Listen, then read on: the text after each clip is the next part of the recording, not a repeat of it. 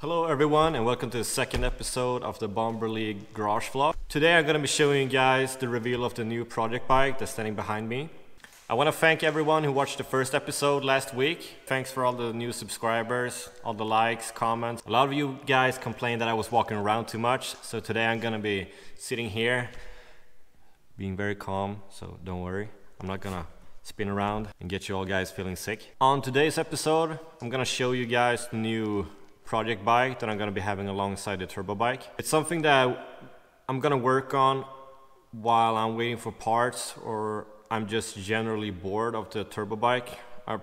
I'll probably not be that, but you never know, so it's nice to have something on the side. It's a very special bike for me. It's one of my biggest dream bikes actually. It was one of the bikes that my dad had about 15-20 of. I have a lot of pictures from my childhood with him riding those and videos, all that stuff, so this bike means a lot to me. So the story on how I got this bike is that one of my dad's old best friends, which I am very good friend with today, actually bought two of these bikes, one a little bit newer and this one the first generation, and I was super stoked that he got two of those, and he was actually gonna put this bike together and then sell it, but I was like, yeah, put that together. I got my hands full the whole winter, so I won't be having the time to help you out, but I'm gonna buy it from you because I really want that bike so much. And then after a few weeks he was like, do you want it? And I was like, yeah, I really want it, but I need to put all the money that I have now into the turbo bike. So he was like, okay, but you can have it. So I was like, really? So a long story short, I picked up the bike this Friday, got home, unloaded it, and after seeing this bike in my kids' room all my life, with me and my dad on it, and me and myself on a similar bike like this, it's finally here. And it's mine now, so I have the turbo bike, this bike, and I got my older GSX-R 1100 turbo. So really stoked to show you guys what it is. It's actually a Honda CBR 900 92 model, so it's the first generation. This is a bike that is getting really rare. The prices are going up, so I'm super stoked to have this bike given to me by a friend of mine and also a friend of my dad's. So this is actually gonna be a long-term project.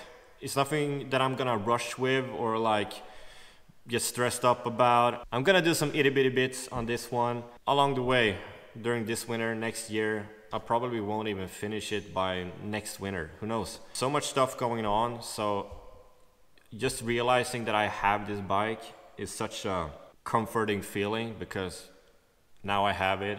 I don't have to, you know, look at Craigslist and see that, oh, there's that bike and I can't buy it because now I have it. So we're gonna take it slow on this one. We're gonna feature it, like I said, alongside the turbo bike. So the thing about this bike is that it's actually just a rolling chassis with two spare engines on the side and also two set of fairings. One set is stock but beat up. It's probably been crashed a couple of times, and I got a similar fairing set that is brand new, just open up from the box, so that looks perfect. Alongside the turbo bike, we will see how much we need to do with this bike, because essentially it's the only thing I need to do is just put the engine in the frame, buy a new radiator. That's the only thing that's missing actually. Put on the new fairings and just give it a go. I want to make this one look really mint, so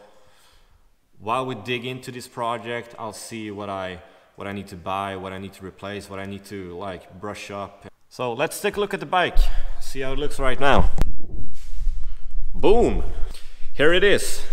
So all the fairings are over here. They were really dirty. I'm gonna show you a time lapse of that in just a second, but I think I'm gonna have to do that over again. But they looked way worse than this, I can tell you. But here we have the chassis and the engine that I'm gonna put in. A quick info on this bike. This is the first, like I said, generation of the Fireblade. It's a very legendary bike. When this bike came back in the 90s, it blew people away and the whole superbike category as it is, because this bike revolutionized what weight saving is all about. What made this bike so special is that this aluminum twin spar frame saved so much weight that it actually blew the competition away back in the 90s. The GSXR 1100 had about 140-150 horsepower, but it weighed almost 60 pounds more.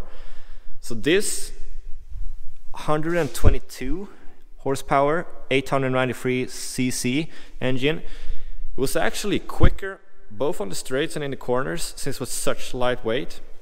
It could accelerate way faster, not way faster, but equally as fast as the GSXR 1100 and the Yamaha XUp 750. And all thanks to all the weight savings in the frame, and also this engine is really, really lightweight. One thing also that is pretty special about this bike is that most bikes have 17-inch rims, front and rear, but this one actually has a 16-inch front wheel. And people say that it was mainly designed that way so you could get into turns more quickly, but according to Honda, that was actually one of the weight-saving features that they added. It's not so convenient nowadays, because it was pretty hard to find 16-inch front tires to this bike back in the 90s, and it's even harder now to get, you know, top grade Pirelli or Bridgestone sport tires to this one. So I'm gonna try to find a 17-inch wheel that fits straight on this bike.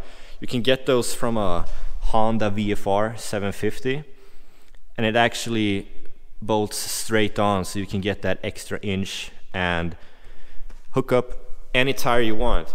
The 17 rear wheel here is yeah, you can put whatever you want on it. So it's just the front wheel that's the big problem here, not the big problem, but yeah, other than that, this bike is, just looking at the frame, it looks very well.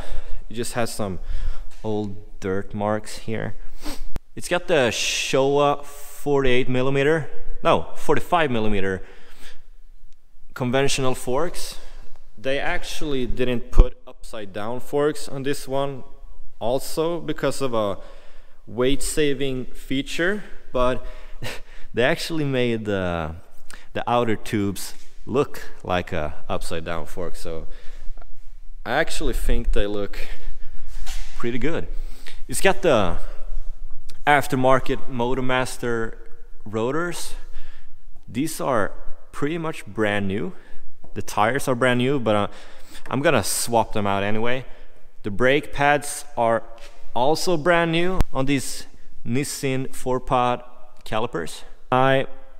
Since I want to keep this stock, it's so annoying that it took so long to get radial calipers, because then you can switch between different types of calipers however you want. So if I want to get a set of Brembos, I can just put them on, but now you have to get model specific calipers since they are mounted to the lower end of the fork here. So yeah, but it looks super sweet with the dual headlights, the bulky tank and the bulky subframe here.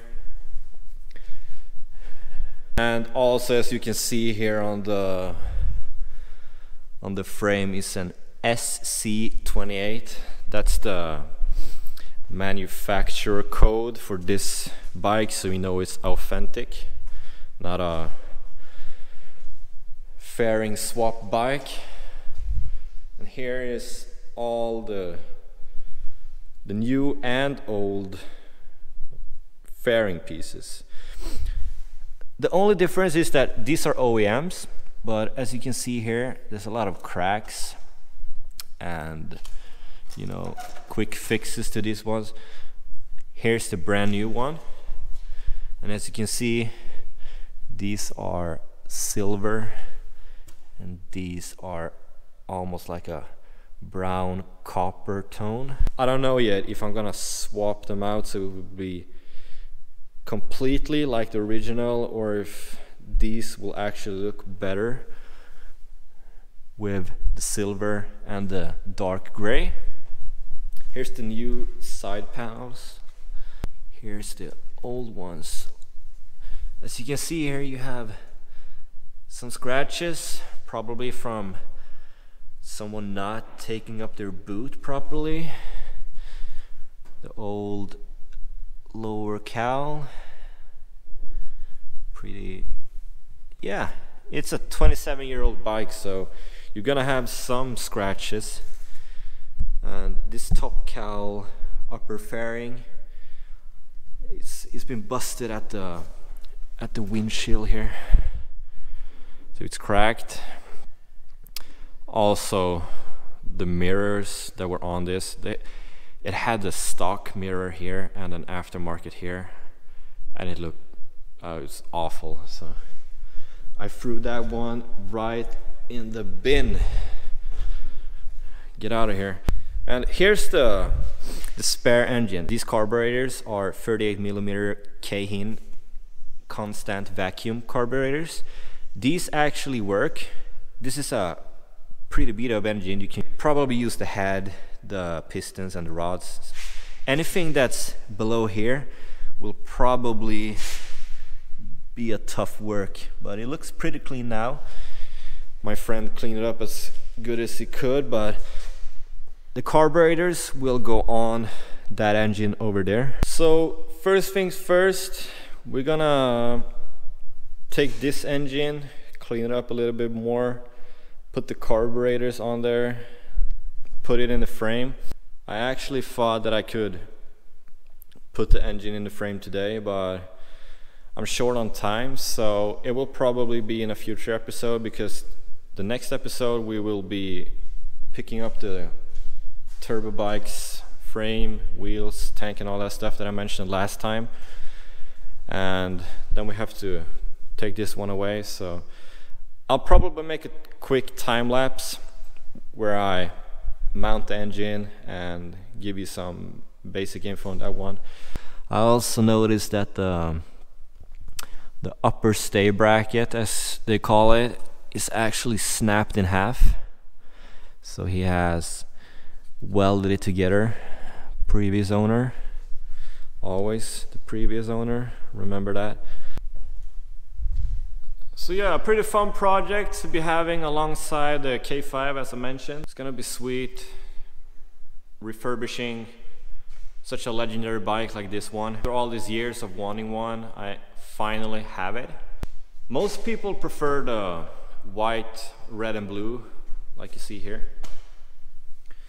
But my dad had all possible color combinations of this bike, so I actually don't know which I am more fond of.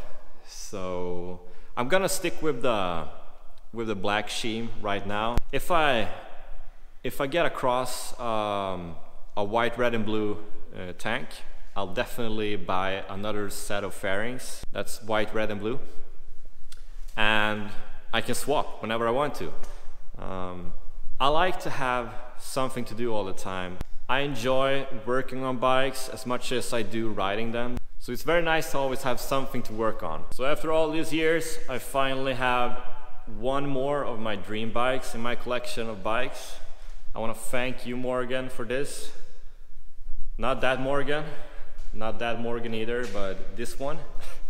And yeah, it means a lot to me that I finally have this bike. So in the next episode, we're gonna go and pick up the turbo bike's frame and the tank, the wheels, the subframe with all new fresh paint. Can't wait to show you guys my friend's paint shop, and also the result.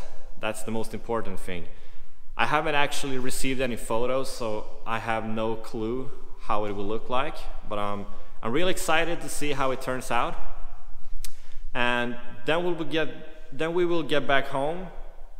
I don't know if I will put that in one episode or if I will combine going and picking the frame up, getting back home, putting it together. I'm gonna see how much I have to do with the swing arm here in the background. But yeah, is there anything special that you guys want to see? Please let me know in the comments. I really enjoyed reading all the comments in the last videos. Like you said, I was walking around too much, so this is pretty anxious to do. I'm really nervous making these ones, but I'll learn along the way. But I hope I haven't ran around too much this episode. And yeah, just let me know what you want to see. Leave some feedback. I want to thank you guys so much for all the likes, the new subscribers, and all the shares that you guys did on Facebook and Instagram. It means so much that you actually enjoy watching this series, even from the beginning. So episode 2 now is complete. I want to thank all the sponsors: One Bike, Cardo, GTV Solutions, Action King, On-Roaders, and Fagitech. I'm gonna go home now and edit this vlog, and also do some homework. I just printed out this service manual so I'll know the bike inside out. In the meantime, please like this video, comment if you want to, and also share, and subscribe to Bomber League and On-Roaders. See you guys in the next episode. Peace!